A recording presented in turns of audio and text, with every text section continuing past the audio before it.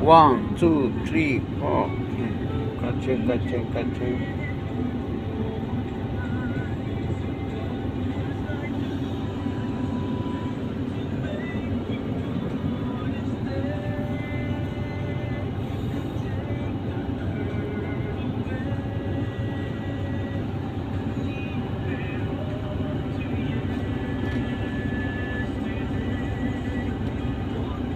Oy, ito pala mga ka-konkreto, no?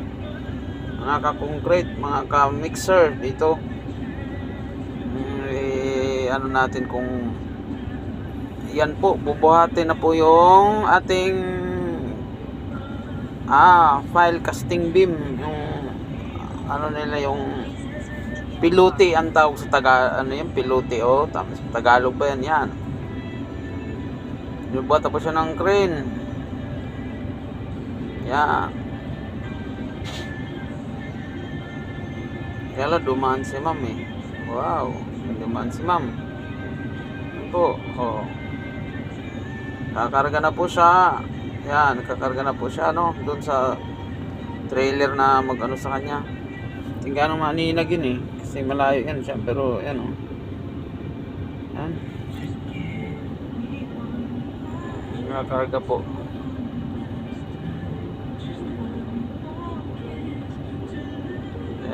Ganyan po yung yan po yung kaganapan dito sa sa may paggawa natin ng pilote. Itong karga po natin na konkreto, yan, umiikot pa yung bull drum natin kasi puno pa yan, 12 kubiko yan. Talagang hintayin natin buhos, di tayo makadaan eh, kasi dyan po yung buhos natin sa may katabi ng trailer na yan, yung may dalang tao na yan dyan natin ibabagsak yung konkreto natin. Nabuhos na po yung load 1 natin, pang load 2 tayo. Hanggang 3 truck yan eh, pero yung isa mga 11 cubic na lang. Ganun po yung halos isang poste niyan po, halos bali yan yung 4 na pilote, 3 truck po yung katumbas niyan. Yung 4 na pilote. Kasi dalawa po yung magkatabi. Yan. Dalawang magkatabi na dalawang putol. Halos 30 meters po yung bawat isang isang hilira na yan, 60 meters ang haba. Yan. Hanggang dulo yan. Yan yung haba na yan. Yan may putol yan din sa gitna. Bale ang labasan yan 30 meters bawat isa.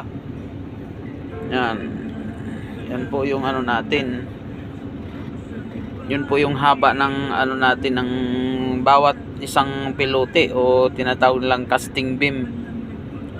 Doon po yung gagamitin sa site natin sa Mulberry sa may kabila po. Hindi po kasi pwedeng hukayin tapos buhusan ng pundasyon kasi malambot po yung lupa. Hindi po pwede mount foundation, kaya ang ginawa nila piluti na lang po. May mount foundation pa rin, kaya lang hindi ganun ka lalim, mababaw lang. Gagawan pa nila ng pile cap tawag. Diyan kasi kakapit na lang yung pile cap. Yun, basta hindi ko kasi hindi naman tayo civil engineer. Pero ganun ang process ng pagbubuhos nila. Yan po. Malawak po yung paggawa na yan. Ilan yun? 1, 2, 3, 4, 5, 6, 7 hanggang 9 pa lang po. Hanggang 10 na pala. Hanggang 10 na kasi po na po yung isang doon sa dulo. Yan po. Maraming salamat sa pamanood. Yan lang po. Maraming salamat.